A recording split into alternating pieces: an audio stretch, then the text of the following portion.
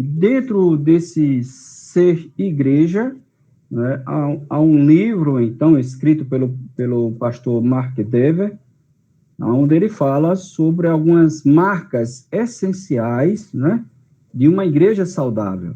E é através deste livro que você agora tem a revista aí nas suas mãos. E vamos, então, né, para a nossa primeira lição, né, que é, então, uma igreja saudável. A marca, então, em uma frase, né, a marca é que Cristo planejou, então, que os seus discípulos vivessem, então, em uma comunidade de outros discípulos que iriam ensinar a obedecer tudo, então, quanto ele ordenara. Então, nesse verso, eu queria, então, que um irmão viesse a ler aí o texto base, então, da nossa revista, não é? Pedia, então, algum irmão que viesse a fazer a leitura, então, desse texto base.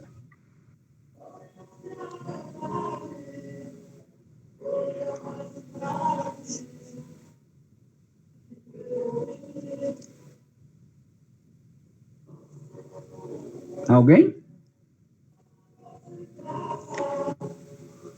Como eu estou sem revista, eu não posso ler. Ah, tá. Mateus, capítulo 28, do verso 18 ao 20. Mateus 28. Não. 18 ao 20. Eu vou ler. Pode ler, Roquelina. Jesus, aproximando-se, falou-lhes, dizendo: Toda autoridade me foi dada no céu e na terra. Ide, portanto, fazer discípulos de todas as nações, batizando-os em nome do Pai e do Filho e do Espírito Santo, ensinando-os a guardar todas as coisas que vos tenho ordenado até a consumação do século. Muito bem. Então, dentro desse versículo aí, né, você vai ver que o Senhor Jesus, ele fez com que os seus discípulos vivessem em uma comunidade para gerar outros discípulos por meio do batismo, para que eles fossem inseridos por meio do batismo nessa comunidade e que eles fossem ensinados pela palavra de Deus uma vez inseridos nessa comunidade. Por isso que os discípulos, eles seguiram à risca essa obediência, né? Batizando, ensinando, fazendo discípulos, batizando, inserindo na comunidade. Você vai ver muito isso em Atos dos Apóstolos. Por isso que dentro da nossa introdução surgem justamente algumas perguntas, né?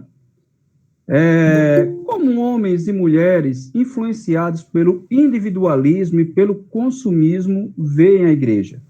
Por que há essa pergunta?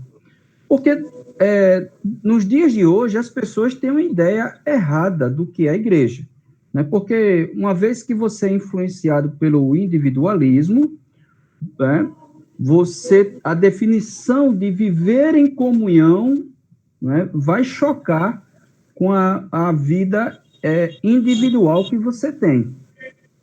E uma vez que você é influenciado pelo consumismo, também isso vai influenciar no seu modo de ver a igreja, né? Por exemplo, dá um exemplo aí, então, para vocês, certo? Eu acho que tem algum microfone aí ligado, é o meu, é? Dona Lindinalva, que precisa fechar. Eu pedi, então, aí os irmãos aí para me ajudar nessa parte, certo? Então, vamos lá. Pensando aí nesse sentido, né? Por exemplo, quando eu penso no individual, eu penso o melhor para mim. Eu não penso o melhor em comunidade. Eu penso aquilo que é melhor para mim, né?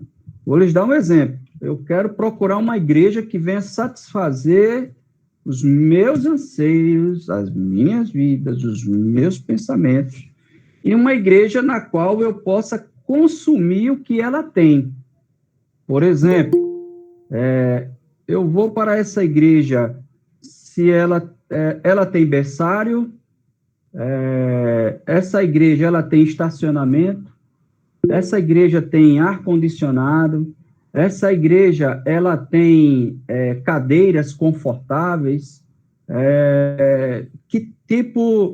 qual é a mensagem que o pastor prega lá nessa igreja? Ela é para mim ou é para me exortar, para me corrigir? Dependendo, então, de como você enxerga a igreja, né, de como você é influenciado, você pode também entender e fazer essa ideia do que é a igreja. Vocês entenderam essa parte aí ou não? Sim, pastor. Nesse sentido, então, como é que vocês veem a igreja? Agora eu quero saber vocês. Agora. E aí? Jane, como é que você enxerga a igreja? Eu estava pensando aqui. Pastor, eu estava lembrando aqui, sabe? Quando o senhor começou a falar, da minha experiência quando eu encontrei a igreja congregacional. Porque eu já tinha passado por algumas igrejas antes, me converti foi na Batista Sião, eu tinha 15 anos de idade. E eu ia com minha irmã, Jó, que está aí, e também Thelma, né? E aí depois passei por outra igreja, fiquei um tempo sem igreja, e quando eu percebi na minha vida que eu não podia ser cristã sozinha, que eu precisava de uma comunidade, eu olhei ao redor e eu não enxergava onde estava essa comunidade. Por quê? Primeiro porque eram muitas. E eu não sabia exatamente assim onde ir. Então, eu pedi a Deus que me mostrasse a comunidade onde Ele queria que eu congregasse. Claro que havia questões de identificação minha também, assim, tipo assim, a gente sabe, tem comunidades que a gente não se identifica muito, tem outras que a gente se identifica mais. Mas nesse momento dessa busca minha, eu não disse assim, Senhor, me dê uma comunidade assim, que seja assado, que tenha isso, que tenha aquilo. Eu disse, Senhor, me dê uma comunidade que o Senhor quer que eu fique, que eu esteja. Onde o Senhor quer que eu fique, porque eu já tinha passado por algumas igrejas e não tinha ficado em nenhuma. E aí eu orei por isso. Isso foi assim, um voto de oração, assim, sabe? E algumas semanas depois, Thelma me convidou para um culto, que inclusive era um culto até de aniversário da igreja. Ela me convidou.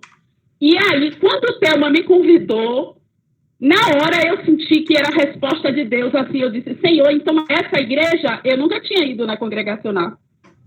Será que essa igreja aí eu já fui com essa expectativa de ser resposta de Deus? E assim foi.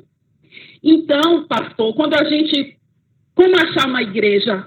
Existe questão de identificação, sim, mas Deus sabe de todas as coisas. Ele sabia previamente que eu iria me identificar com essa comunidade. Né? Então, eu tinha minhas questões de liturgia, de doutrina, do modo, de comportamento, usos e costumes, tudo isso a gente tem, né? Nossas identificações da vida. Mas a gente não precisa pedir a Deus, Senhor, me dê uma igreja que esteja assim assado, desse jeito, que não tenha isso e que tenha aquilo, porque Deus já sabe de todas as coisas, Ele sabe do seu modo de ser e Ele sabe, sobretudo, o que é melhor para você, independente do seu modo de ser. Então, realmente, eu estava aqui lembrando dessa experiência. Foi incrível você me pedir para falar, porque quando você começou a falar, eu comecei a lembrar dessa experiência. Então, Thelma, mesmo sendo minha prima, mesmo sendo aniversário da igreja, que é um culto que normalmente as pessoas convidam outros, né? Mas, mesmo tendo todo esse contexto, foi resposta de Deus à comunidade. Então, se alguém aqui, outros conhecidos da família, estão nessa busca, eu compartilho a minha experiência. Deu certo comigo assim, dizendo a Deus que Ele me mostrasse a comunidade que Ele queria para mim, que era melhor para mim do ponto de vista dEle, e não eu colocar o que eu queria em primeiro lugar, porque eu já tinha feito isso antes e não tinha dado certo. É isso aí. Tem outra pergunta, né? Outra pergunta surge diante disso.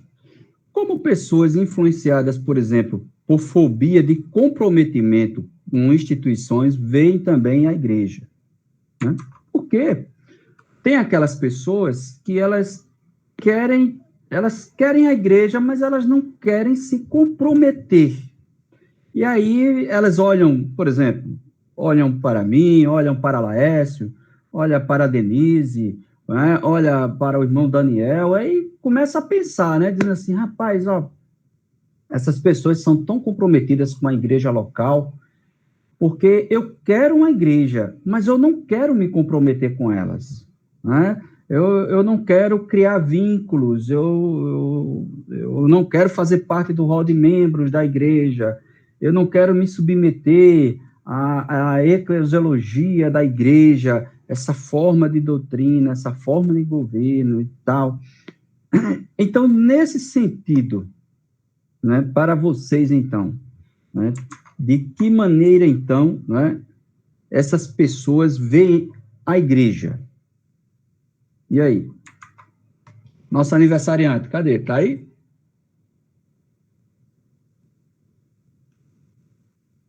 Na verdade, Nosso meus irmãos, aniversariante. o que eu Pode penso falar, a respeito dessa situação. Primeiro, a gente não pode desprezar os nossos irmãos, que muitas vezes são os desigrejados. E aí temos que entender que, às vezes, esses irmãos são vítimas. E é certo que oferecerão resistência quando da aproximação da igreja. E isso é algo que a gente precisa pesar nesse cuidado que a gente precisa ter em relação a, de repente, essa fobia em relação a ser membro de uma igreja, em relação a estar congregando. Mas, assim, quando as pessoas me procuram e falam das experiências difíceis que elas tiveram, né, invariavelmente ele pergunta qual é a minha igreja, se eu dou dízimo, assim, essa situação toda que a gente já conhece.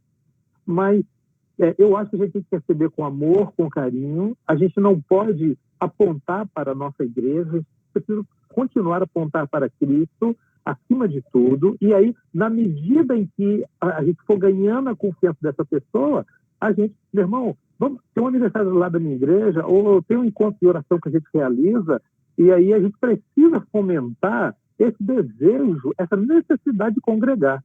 A gente que já conhece um pouco mais da Bíblia sabe que a recomendação de Paulo é não vos deixei de congregar. É preciso estar no ajuntamento solene para que nós sejamos acolhidos e tratados.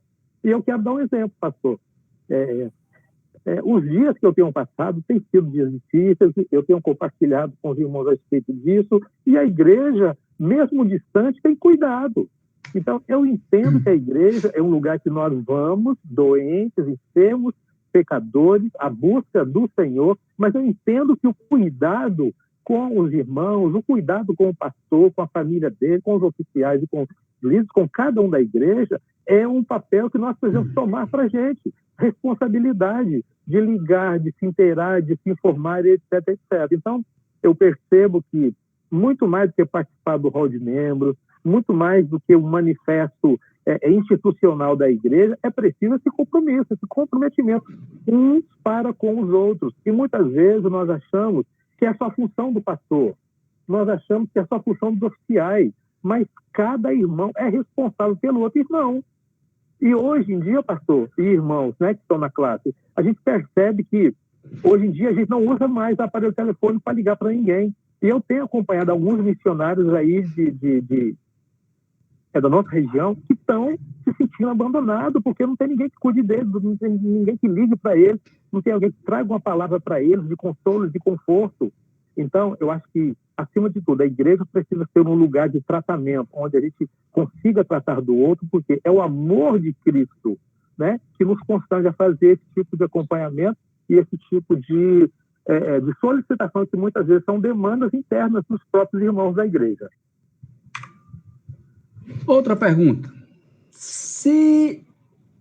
Será que algum de vocês já perceberam, aí dentro desse interior da vida pessoal de cada um de vocês que estão aqui na sala, certo? Alguma vez vocês já perceberam que ao invés de você ser altruísta, você está mais para ser aquela pessoa que eu quero uma igreja, pastor, eu quero fazer parte de uma igreja, pastor, que as pessoas me aceitem como eu sou. Né? Olha, eu sou assim, eu tenho meus erros, eu tenho as minhas falhas, eu quero, como o Antônio falou, né? Eu quero uma igreja que as pessoas venham me amar como eu sou, mas eu não quero mudar, eu quero uma igreja que eu venha viver daquele meu jeito, do meu estilo, a minha forma. Eu sei que eu sou falho, eu sei que eu tenho os meus erros, né? Porque geralmente essa pessoa ela não usa a palavra pecado, né? Geralmente, né? Ela usa mais a palavra falhas, erros, desvios, mas dificilmente a pessoa usa pecado. E aí, quando ele se coloca dessa forma, e aí é eu e vocês nesse momento, dentro deste comportamento, como é que nós vemos a igreja? Como um ambiente que vai nos corrigir ou como um ambiente no qual vai ter que me aceitar, sabendo mesmo que eu tenho esses meus problemas? E aí? Posso responder? Pode, André. Olha, minha opinião, não sei se vocês vão concordar, mas eu acho que as duas coisas. Porque eu acho que a igreja, por um lado, ela precisa, de fato, né, como Jesus fez em tantas situações, eu sempre menciono o exemplo de Zaqueu, né? A igreja tem que acolher a pessoa como ela é, né? Como a própria palavra diz também, vinde a mim, né? Como é que como você está, como você é e tal. Só que, ao mesmo tempo, na medida que essa pessoa, então, se sente, de fato, aceita, acolhida, ela também vai se abrir, digamos assim, né? Vai ser receptiva para um exemplo diferente, né? Para também receber esses ensinamentos, e ela, por si mesma, vai também, na medida que ela também aceita isso, né? Ver outras pessoas, o testemunho de outros, o exemplo de outros, realmente se abre, né, para conviver, para se relacionar, ela vai também sendo transformada. Por isso que, na minha opinião, é as duas coisas. Não sei se concordam. Isso a gente vai ver no decorrer do nosso estudo. Essas mesmas perguntas eu espero fazer no final da revista. Essas mesmas perguntas. Mas isso é para que vocês venham refletir sobre essa igreja pela qual Cristo planejou. É por isso que dentro, então, do nosso estudo, né, a igreja sobre o plano de Cristo. Né? A igreja, como nós entendemos, ela não é um acessório, mas é a forma de seguir a Jesus. Entendendo, então, essa frase, antes de dar a palavra a André, eu queria que os irmãos abrissem a Bíblia em Mateus, capítulo 16, verso 18. Pode falar, André. Nossa, eu queria complementar meu raciocínio anterior, até para contextualizar um pouquinho também no que eu estou pensando quando eu falei isso. É porque eu vejo que tem igrejas que são como se fossem formas, que a pessoa, para estar ali, ela tem que se enquadrar num padrão, num modelo, que às vezes até passa pela roupa que ela usa, pelo tipo de linguagem que ela tem. E eu percebo, assim, na minha experiência, na minha caminhada de fé, que muitas vezes, não tô querendo, assim, também dizer 100%, porque eu não sei, né? Mas, enfim, muitas vezes eu já observei que tem pessoas que é como se tivesse, assim, interpretando um personagem. Ou seja, quando está ali, naquele lugar, com aquelas pessoas, tem tal tipo de comportamento, tal tipo até de vestuário e tal, e em outros espaços não é nada daquilo. Então, nesse sentido, eu acho complicado uma igreja que estabelece meio que um padrão, né, uma forma que a pessoa tem que se enquadrar e que muitas vezes não reflete aquilo que a pessoa realmente é, aquilo que ela tem no seu interior. É aquela coisa de fachada, né, como Jesus falava dos fariseus também, né? De uma aparência de santidade, uma aparência, mas, na verdade, aquilo não estava no interior da pessoa. Sim. A gente vai ver muitos, né, além desses modelos e princípios de igreja. A gente vai ver no decorrer do nosso estudo. Mas vamos lá, então. pensando no que Jesus disse acerca dessa frase. Mateus, capítulo 16, verso 18. Também eu lhe digo que você é Pedro, e sobre esta pedra edificarei a minha igreja, e as portas do inferno não prevalecerão contra ela. Tem muita gente, até alguns católicos, que dizem que Pedro foi o primeiro papa por causa dessa frase. E o que Jesus está falando aí nesse texto, em primeiro lugar, de acordo com a própria igreja, um papa ele não poderia ser casado. E Pedro era casado, né? Pedro tinha uma família, Pedro tinha esposa. Como nós vimos, quando Jesus orou, né, e entrou na casa de Pedro, e a sogra de Pedro estava enferma. Então, de acordo com a própria leitura da Igreja Católica, é um erro. E o que Jesus está ensinando nessa frase aí, não é que Pedro seria essa pedra, mas a frase que Pedro disse. Se você prestar atenção ao que o que Simão disse antes, né? Ele diz então, né, que o que Pedro havia recebido, né? Pedro diz então que ele é o Senhor, o Cristo, o Filho do Deus vivo, né?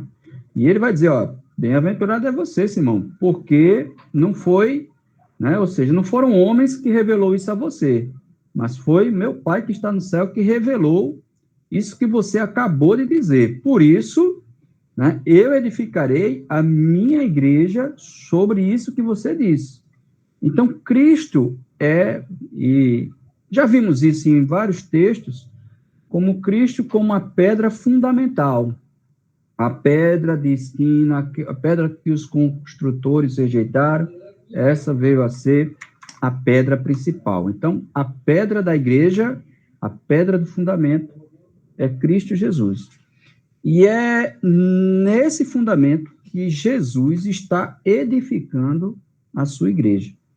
Nesse sentido, né, então, podemos dizer que a vida cristã, né, e Mateus é um dos evangelistas que usa essa palavra igreja, no sentido de eclésia, como uma comunidade, entendendo que a igreja que Jesus está edificando é uma comunidade, e que dentro dessa comunidade é a nossa maneira de uma vida cristã, né? Ou seja, há uma vida cristã a ser exercida. Não é o meu pensamento de vida cristã, não é o que eu penso de uma vida cristã, ou seja, o que é ser cristão? Como viver, como ser cristão? Não é o que eu penso acerca disso, mas é o que Jesus está edificando, que eu tenho que viver dessa maneira, juntamente com outras pessoas.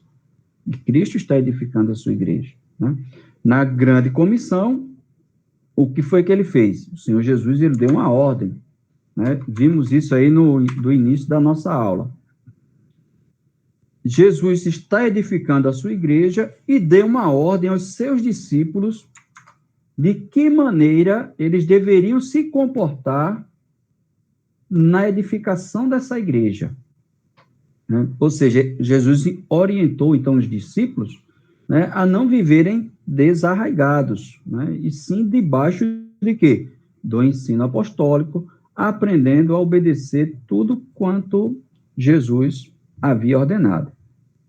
Nesse sentido, discípulos que fazem novos discípulos, que vivem na comunidade dos santos, aprendendo a viver seu discipulado e a fazer novos discípulos. Isso é o plano de Jesus para a sua igreja. Ok? Até aí, vocês entenderam ou não?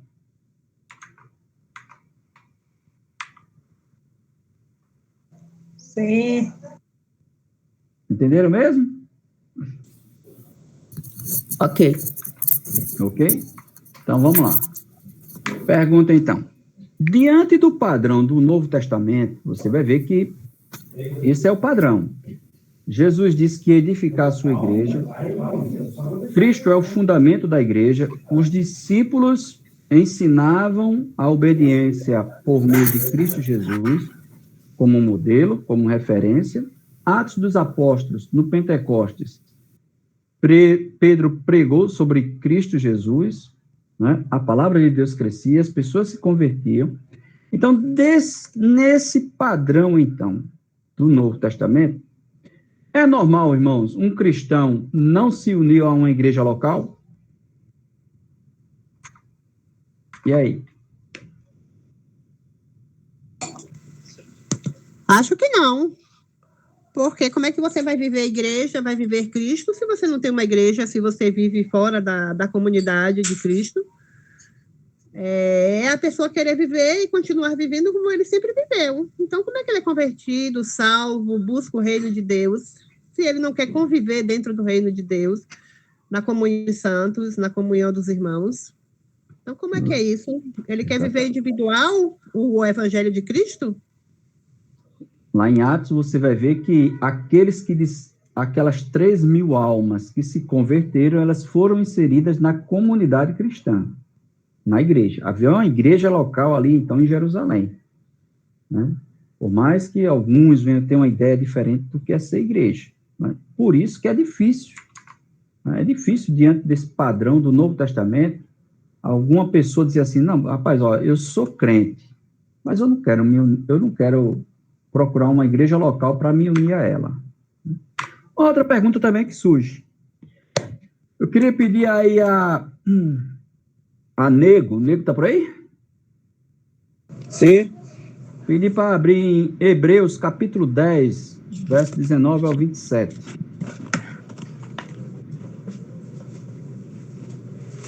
E fica essa pergunta para nós, né? Por que o mandamento de não deixar congregar é tão importante? 10, 27? 10, do 19 ao 27. Porque havendo Moisés proclamado todos os mandamentos segundo a lei a todo o povo, tomou o sangue dos bezerros e dos... Não, estou errado aqui, peraí. Deixa eu ler aqui. Não, estou errado aqui. Vai lá. Deixa eu contar. Tendo, pois, irmãos, interpreteis para entrar no Santo dos Santos pelo sangue de Jesus, pelo novo e vivo caminho que ele nos consagrou, pelo véu, isto é, pela sua carne, e tendo grande sacerdote sobre a casa de Deus, aproximamo-nos com sincero coração, em plena certeza de fé, tendo o coração purificado de má consciência e lavado o corpo com água pura. Guardemos firme a confissão da esperança, sem vacilar, pois quem fez a promessa é fiel. Consideremos-nos também uns aos outros, para nos estimularmos ao amor e às boas obras. Não deixemos de congregarmos, como é de costume de alguns, antes façamos a demonstração, e tanto mais quanto vedes que o dia se aproxima. Porque se vivemos... Até aí mesmo. Até aí, hein? Até aí mesmo. Ah, tá. Vamos lá, então. Vocês têm que entender agora o que é congregar, para que vocês venham compreender essa pergunta que o autor faz aí da revista. Para vocês, o que é congregar numa igreja?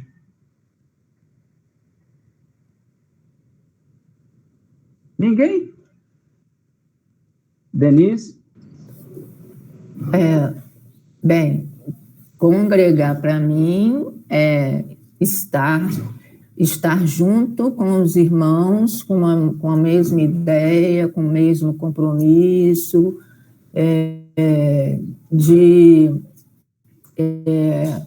ensinar, de ouvir a palavra de Deus, de obedecer aquilo que o mandamento diz. Então, quando aquele pessoal, né, de Atos, né, que eles estavam todos congregando e fazia tudo em comum, né, e até dividiam as coisas, então, eles estavam unidos num propósito, né, e eu penso que assim, o congregar seria a gente estar realmente em união, estarmos juntos em oração, na leitura da palavra, e estarmos juntos também como pessoas, né, como pessoas que eu digo assim, é quando um liga para outro, se preocupa com o outro, entendeu? Nesse sentido também, não é só na igreja, mas também fora dela, entendeu? Mais ou menos por aí mesmo, que eu penso. Fabíola, para você, o que seria congregar? Demos 20 espirros. Mas vamos lá. Desculpa, irmãos. Congregar essa concepção de não só de comunhão, mas de participação nas atividades, de estar junto, né? Não só nas atividades de evangelismo, mas um auxiliando o outro, um acompanhando o outro, estudando junto, orando junto, não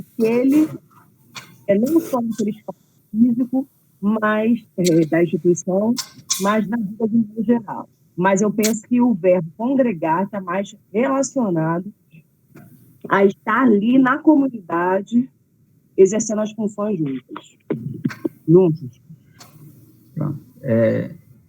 Você vai ver que eu vou dar a palavra. Peraí, André. Você vai ver que o autor da carta aos Hebreus, ele vai dizer assim, não deixem de congregar, como está tendo o costume de alguns. E esse congregar, ele vai falar de amor mútuo, altruísmo, né, que ele vai falar antes, né? É aproximar-se de Deus. Você vai ver, aproximar-se de Deus, adoração, certeza de fé, vida santa, né, que é um coração purificado da má consciência, ou seja, vida de santidade, adoração a Deus, confissão da esperança, que foi o que Fabíola falou, evangelismo, cuidado com o próximo, né, de animar uns aos outros na prática das boas obras, porque lembrem-se, né, a gente já falou sobre isso, né? A igreja estava passando um momento difícil, de perseguição, aí não foi, né? Não é nem dentro do nosso contexto, né? Nós não estamos passando dentro de uma perseguição grande, né? Mas era o que estava acontecendo. Aí, nesse contexto, e aí ele exorta dizendo assim, vamos orar, vamos adorar a Deus, vamos evangelizar, vamos praticar as boas obras, vamos nos animar uns aos outros, porque alguns já estão deixando esse costume, que é congregar. Né? E ainda tem mais, né? Admoestar, que é o que ninguém gosta, né? Vamos admoestar também, porque Jesus está voltando, rapaz. Né? Porque se nós continuarmos a pecar de propósito, já não resta mais sacrifício pelos pecados. Então, você vai ver que a vida em comunhão da igreja, o congregar, é até para admoestar contra a vida pecaminosa.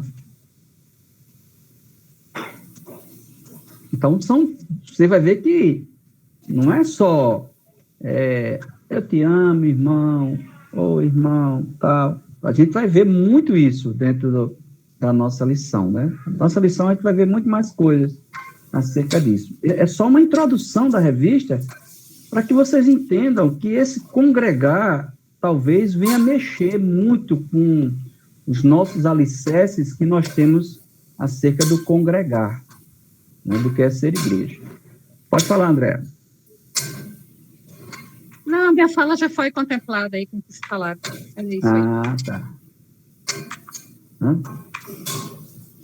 Vamos então para o... Opa! Posso então só dizer uma coisa? Pode. Esse finalzinho do versículo, né? Procuremos animar uns aos outros, né? À medida que o dia se aproxima, quer dizer que as tribulações, as dificuldades, né? Que eles estavam vivendo ali, era um prelúdio do dia do Senhor, como eles entendiam. Então, tem um segredo no congregar aí, que é apoiar uns aos outros, porque sozinho ninguém segura a onda. Ninguém aguenta, ninguém suporta a vida. Mesmo a vida cristã, sozinha. Né? Então, o congregar tem um sentido aí de que a comunidade é um suporte de Deus para todos juntos. Sozinho ninguém vai à frente, ninguém suporta a vida. Olha, você sozinho, você vai viver pecando, vai continuar pecando, vai continuar se rebelando, vai se afastar de Deus e vai cair. Veja o que ele diz aí no verso 26, ó, não deixe de congregar, porque se você continuar a pecar de propósito, depois de ter recebido o conhecimento da verdade, o que é o conhecimento da verdade? Depois de você ter sido discipulado. Ora, você foi discipulado, recebe a palavra de Deus, a doutrina dos apóstolos. Jesus fala para o seu coração, para você mudar, e você continua pecando de propósito, já não resta mais sacrifício pelos pecados. Resta o que para ele? Juízo e fogo. Então, que o congregar, ele não está relacionado só em animar. Ele é como podemos dizer, é um pacote completo o congregar. Vocês entenderam aí? Ou querem que eu explique com mais detalhes? Vou explicar mais ou menos com mais detalhes, certo? Está lá a Denise desanimada, não quer vir para a igreja. Aí eu digo, Denise, rapaz, ó, te anima aí, rapaz, ó, o dia se aproxima, não desiste não, lembra do que você aprendeu na igreja para nós perseverarmos na fé.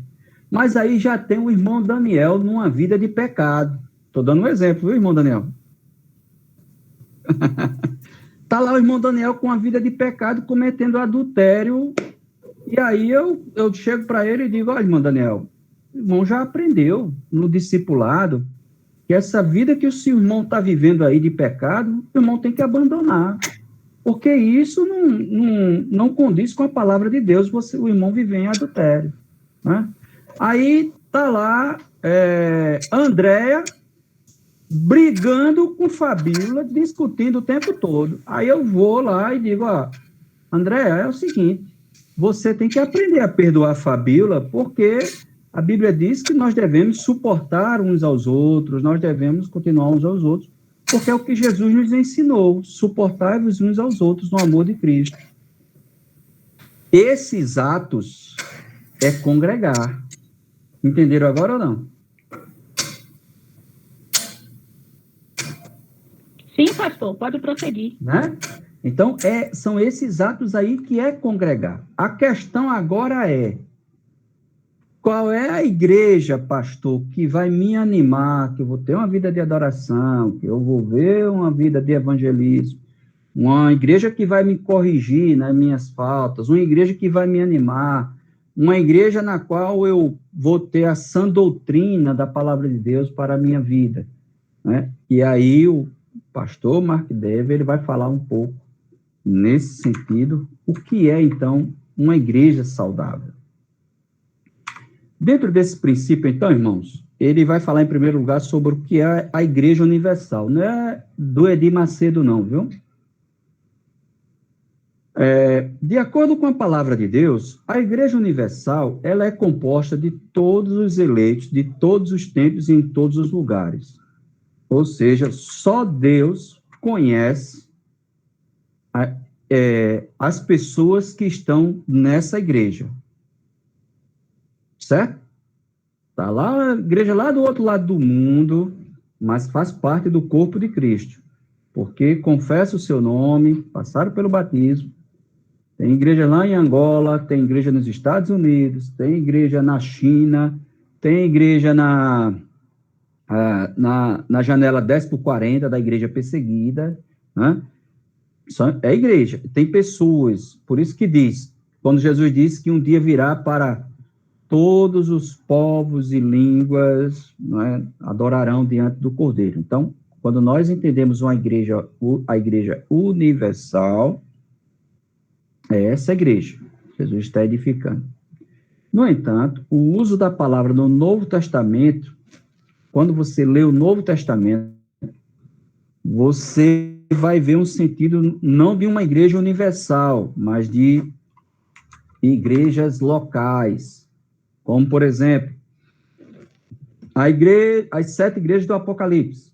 A igreja de Éfeso, a igreja de Esmirna, a igreja de Filadélfia, a igreja de Laodiceia, a igreja da Federação, a igreja, né, de Primeira Feira de Santana, a igreja de Jardim Cruzeiro. Então, você vai ver que, nesse sentido, são igrejas locais, né?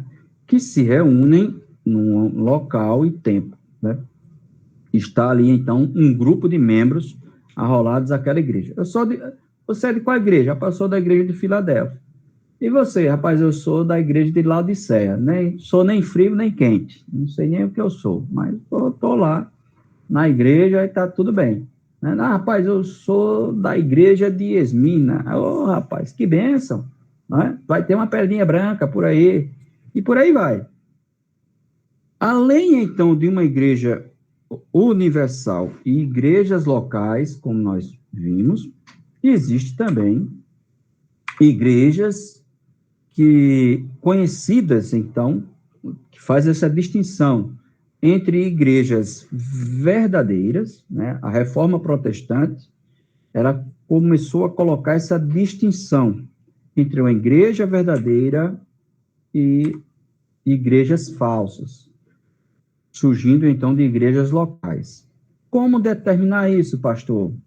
E aí a Reforma Protestante fez com que viesse a haver essa distinção, né, dentro desse contexto, né, mostrando, então, que essas igrejas, né, dentro desse contexto, nem tudo aquilo que as pessoas diziam que é igreja, ou seja, o fato de eu abrir um local, um local, e dizer o nome de Jesus, não quer dizer que naquele local é uma igreja verdadeira.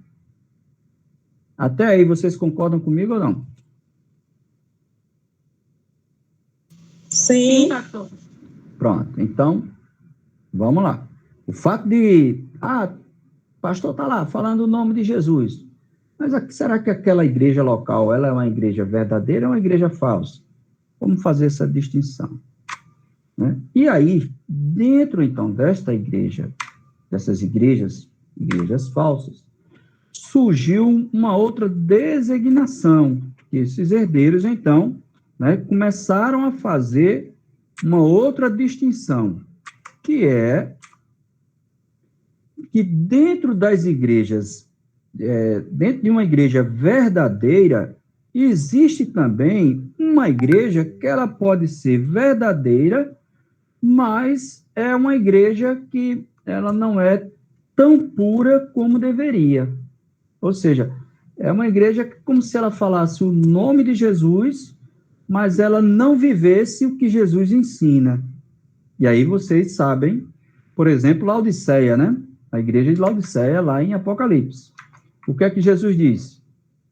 Jesus tem uma igreja que diz que o nome dele, mas Jesus não está dentro da igreja, Jesus está fora dela. Ele diz, eis que eu estou à porta e bato. É Jesus batendo na porta da igreja, né, dizendo que quer mudar a vida daquela igreja. Né? Jesus quer mudar a vida daquela igreja. Né? Comprem de mim ouro, comprem de mim vestes, e aí todo o contexto lá de Apocalipse, capítulo 3. Ou seja, podemos dizer, Laodiceia era uma igreja verdadeira? Era. Mas a questão é que era uma igreja que não é, podemos dizer que não era uma igreja pura. Tem outra igreja também, né, no livro de Apocalipse. Era Sardes, né? A igreja de Sardes. Você tem fama de que vive, mas está morta. Ou seja, era uma igreja. Estava lá o pessoal congregando dentro da igreja em nome de Jesus. Mas a fama da igreja para todo mundo, né, aos olhos de todo mundo, era uma igreja viva, uma igreja avivada. Mas aos olhos de Jesus era uma igreja morta. Nesse sentido, então, é melhor distinguir, né, não entre uma igreja verdadeira e uma igreja falsa. Então, a ideia melhor que surge para nós, para refletirmos dentro de uma igreja, é se a igreja ela tem saúde ou não. Se é uma igreja saudável ou não. Ou seja, há igrejas mais puras ou saudáveis e igrejas menos puras e saudáveis. ou mais doente. Infelizmente, tem igrejas que já estão tão doentes que realmente são igrejas mortas. Que fica difícil, muitas vezes, de mudar a vida delas. Por isso que dentro, então, de acordo com a revista de vocês aí, ó, onde diz o seguinte, ó, um lugar onde a palavra não é exposta e o evangelho de Cristo não é pregado, não é uma igreja verdadeira, mesmo que se repita milhares de vezes o nome de Jesus dentro dela. E aí, surgem justamente outras perguntas para nós. Por que vocês acham que é tão importante fazer essa distinção entre uma igreja verdadeira, entre uma igreja doente e uma igreja saudável? E aí, Adalva? Uma distinção? Sim, porque quando nós fazemos essa distinção, até alguém pode dizer assim, ó, pastor, mas a gente não deve julgar a igreja de ninguém, não é? A gente não diz isso, né? Pastor, a gente não deve julgar a igreja de ninguém, a gente tem que ter cuidado com o juízo. Mas a questão aí não é o julgar, mas é distinguir.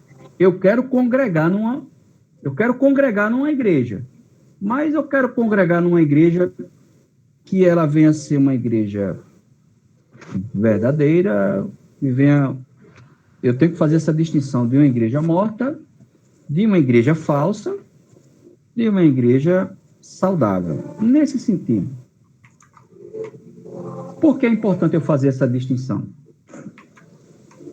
É justamente quando a gente vê, né, que o Espírito Santo, né, opera verdadeiramente nas nossas vidas, a gente vai procurar e a gente começa a entender o que é uma igreja verdadeira.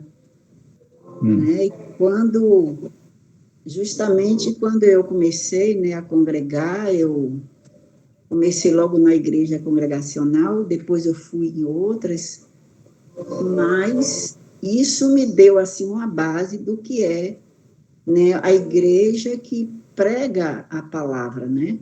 Ela vive verdadeiramente a palavra de Deus. Então, isso nos ajuda a ver, né, a igreja como uma igreja verdadeira, a igreja que segue, né, a palavra de Deus, o evangelho, como diz no hino, né? Eliette, na sua opinião aí, missionária, tá por aí? Oi, eu já ia até pedir a palavra, né, para falar em cima do que o senhor perguntou, então venha cá. Por que é tão importante a gente fazer essa distinção? Sim. Entre essa pastor, quando a gente pensa, né, em uma igreja saudável, e essa pergunta vem, né, para a gente fazer uma distinção, primeiro a gente tem que passar pelo processo de chegar a uma igreja que pregue a palavra, né, porque há uma diferença entre a igreja perfeito é Jesus, né, nós somos falhos, mas a graça de Deus que nos alcançou vai nos aperfeiçoando a cada dia, né, então essa percepção de como o senhor perguntou lá, né, sobre a questão de não deixar de congregar, né? Se você não deixa de congregar e você não deixa, e nessa assembleia, nessa união, nessa congregação, ela naturalmente, se você é convertido, se você entendeu o evangelho, naturalmente você ama o irmão que muitas vezes não estão adequados ao seu ponto de vista, aquilo que é ideal para você, aquilo que é real para você, mas o ideal, o real do irmão é o ideal e real do irmão. Então, você entender que você tem o seu lugar de fala, o irmão tem um lugar de fala, né? A falha do irmão é algo que você também precisa entender, para que o irmão também entenda a sua falha. Então, assim, é uma via de mão dupla a nível de irmão com irmão, né? Então, se você entra num lugar, numa igreja, e a graça é que é irresistível, né? Te alcança, porque pregar tempo fora de tempo, e você está numa igreja que tem essa característica, né, de empatia, de comunhão, de observar a palavra, e desejosos, né, em caminhar, querendo acertar, né? Então, a pessoa que chega, poxa, vale a pena, porque o lugar onde eu estava não havia nada disso, né? O desejo de que o outro, de fazer com que o outro se sinta bem, eu vou fazer também com que o outro se sinta bem. Então, assim, esse relacionamento, né, essa agregação e esse feedback um com o outro, atrelado àquilo que te deu essa percepção que é o Evangelho, que é Cristo, porque o homem por si só não se arrepende de nada, não tem percepção de nada. Então, Jesus já deu para nós, crentes cristãos, nos deu de presente, né, a salvação, e através da nossa caminhada a gente sabe o que agrada a Deus, o que não agrada, e quando a gente erra por acidente, né, a gente vai se aperfeiçoando, e justamente o irmão está ali para nos ajudar, nos apoiar e também nos exortar, né? Então, quando você chega num ambiente como esse, naturalmente, quando em algum momento você sai deste lugar para ir para uma outra cidade, para um outro país, e você chega em uma outra igreja e você não vê essas características, isso te causa um certo receio em permanecer. E daí você passa pelo processo de encontrar alguma igreja que tem essas características. Não estou dizendo que tem que pular de galho em galho, não, mas se você vai numa igreja onde não prega a palavra, onde não há essa ideia de uma igreja saudável e essa realidade de uma igreja saudável, fica difícil você se encontrar. E quando você chega em um lugar que você vê que prega o evangelho e que o evangelho é entendido, então, aí você entende que aqui é uma igreja saudável, onde tem pessoas falhas, pessoas com dificuldades, mas as pessoas que entenderam o evangelho e querem seguir. Então, aí você entende, né, o que é uma igreja saudável. Então, pessoas que estão verdes ainda e que chegam num ambiente como esse, lá na frente ela vai, né, crescendo e ela vai percebendo que isso é uma igreja saudável, né? Até o ponto de nós chegarmos, né, entre aspas, uma maturidade de entender que igreja saudável, eu faço parte dessa igreja saudável, eu preciso trabalhar para isso, né? Como é que eu trabalho para isso, né? Se eu entendo o evangelho, eu vou praticar o evangelho. Então, eu falei demais. Não, tá ok. Ô, pastor, eu queria perguntar uma coisa. Deixa eu vou dar a palavra, mas deixa eu só dar um informativo aqui. Como nós iniciamos a nossa aula atrasados, o nosso tempo, ele já, né, chegou ao nosso limite, né? E os irmãos têm alguns outros compromissos, certo? E aí eu vou deixar a última parte para depois aí, se o nosso líder do Ministério de Ensino consentir, né, de falar na próxima aula, né? Mas eu vou dar essa pausa aqui agora, né? Vou dar a palavra aí, então, à dona Lidinalva, e eu vou estar encerrando aqui desse último tópico. Pode falar, dona Lidinalva. É só para tirar uma dúvida. É que o pessoal fala muito de igreja como grupo de pessoas, né, que seguem a Cristo. Sim. E também outros dizem que a verdadeira igreja somos nós, que o local é apenas um espaço. Me tira um pouco essa dúvida e depois eu quero colocar aí uns pedidos de orações, só isso. Tá bom. Deixa eu lhe dizer agora. Vamos lá. A igreja, ela é um grupo de pessoas pelas quais Cristo escolheu para proclamar o seu nome na terra. Mas esse grupo de pessoas, eles não ficam sozinhos. Não é, por exemplo, uma andorinha só. Mas é um grupo de pessoas que se reúnem num local ou num ambiente. E nesse ambiente, o que é que eles vão fazer juntos? Orar, ensinar a palavra de Deus, ministrar a ceia, né? Batizar os novos convertidos, discipular a membresia da igreja, formar uma liderança daquela igreja local, para que seja capaz de implantar uma outra igreja local em um outro momento, em uma outra cidade, uma outra aldeia, seja como for, continuar esse mesmo processo, que é o quê? Adoração, evangelismo, discipulado, comunhão e serviço. Todas essas 5 coisas fazendo juntos, não é separado, é juntos, né? E esse grupo de pessoas, o que é que eles fazem? Eles escolhem um local, um ambiente no qual eles possam se reunir com melhor frequência para poder fazer essas atividades. Se eu, por exemplo, né, hoje nós conseguimos nos reunir de forma virtual, né? Estamos conseguindo nos reunir de forma virtual, mas talvez tem coisas que a gente não vai conseguir fazer de forma virtual como a gente queria. Por exemplo, uma delas é o batismo. É difícil fazer o batismo de forma virtual, mas eu preciso da igreja para que eu venha ter um ambiente, né, reunido em igreja, em comunidade, para poder realizar isso que Jesus nos ordenou, uma das suas ordenanças, os batismos aos novos convertidos, e inseri-los nessa membresia. Foi o que aconteceu em Atos dos Apóstolos. Agora vamos à segunda parte. Por que construir um espaço físico para estar com esse grupo de pessoas? E esse local é o templo de Deus? Não, porque o templo de Deus somos nós, aonde nós nos reunimos e ali ministrarmos a ceia, realizarmos o batismo, discipular os conversos, adorar a Deus e servir uns aos outros. Aonde nós nos reunirmos e fizermos isso, ali é a igreja. Pode ser debaixo de uma árvore, dentro do mato. Aonde a gente se reunir para fazer tudo isso, isso aí é a igreja. Certo? Mas por que a construção de um espaço físico? Ali não é o templo.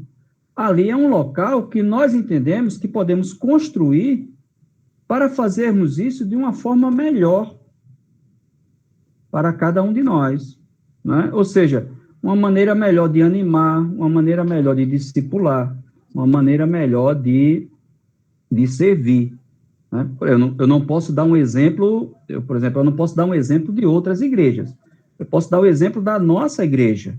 Nós temos, por exemplo, uma sala de informática, cursos do SESC, tem um monte de coisa que está parada ali, lá no nosso espaço. A nossa oração é que essa pandemia passe para que a gente venha continuar a fazer o que a gente estava fazendo, em nome de Jesus. Amém? Amém. Né? Esse é o nosso propósito. Nós temos uma sala de informática, nós temos um berçário, nós temos a cozinha da igreja, né? Nós temos equipamentos, até que foi comprado para os cursos do SESC de culinária, né? As mulheres aí que fizeram o curso de manicure, o espaço da igreja, então, a serviço da comunidade. Então, isso é importante. Mas ali não é o templo. O templo é onde nós nos reunimos. Aí a gente precisa fazer muito essa distinção. Precisamos do espaço físico? Com certeza, para a nossa comunidade, para serviço, comunhão, adoração, discipulado, né? Mas não é o templo.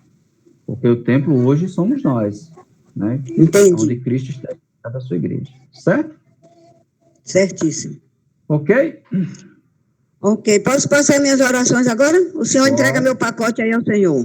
Pode. O presbítero Laércio vai estar anotando seu pacote aí. Certo. Por Jocely, para que Deus mostre a todos nós, a mim e a todos vocês, aonde é que Ele quer me levar. Isso é importantíssimo. E também para orar pelo exame de Heitor amanhã, pelos familiares de Lúcia, né, a mãe e a família dela, por Marcos Paulo e a família, pelo aniversário de Laércio, por Antônio Carlos e Denise, e pelas famílias deles, a família de Denise e a família de Antônio Carlos. Ok. Por João Vitor, e orações também para o Zezé. Zezé é a avó dele, né?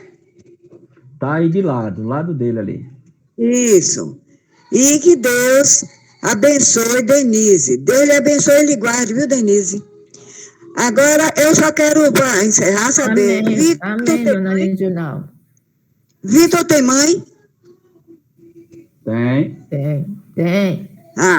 Então que Deus também abençoe a mãe de Vitor. Só isso. Amém. Obrigada, dona Reginaldo. Nada, estamos juntos. O pedido do aniversariante, quem vai orar sou eu. Eu vou estar orando pelo aniversariante. Isso aí ele pode excluir da lista dele. Eu sei, contanto que ore, não, é quem Deus usar. É quem Deus usar mesmo. Nosso culto, então, à noite. Anota aí, Laércio, o pedido de João. Anota. Diga aí, João.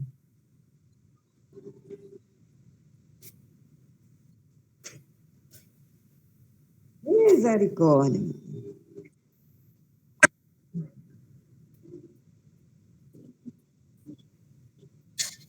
Misericórdia.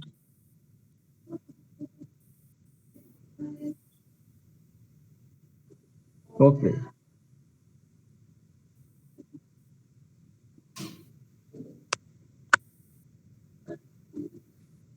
Misericórdia.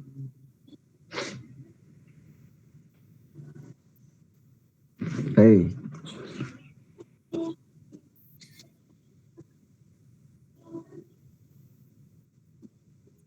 Misericórdia.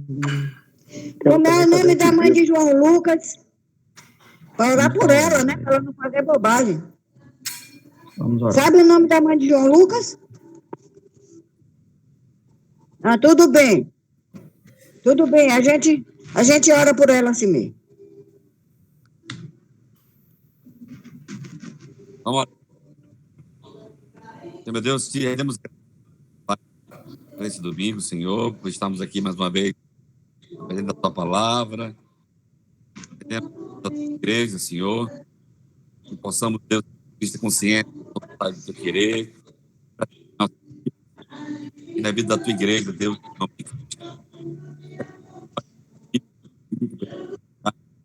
em nome de nossa Jesus. fé, Deus, em nome de Cristo, Pai. Tem piedade e misericórdia de nós, Senhor, e aplica, Deus, a tua palavra em nossos corações, em nossas mentes, em nome de Cristo.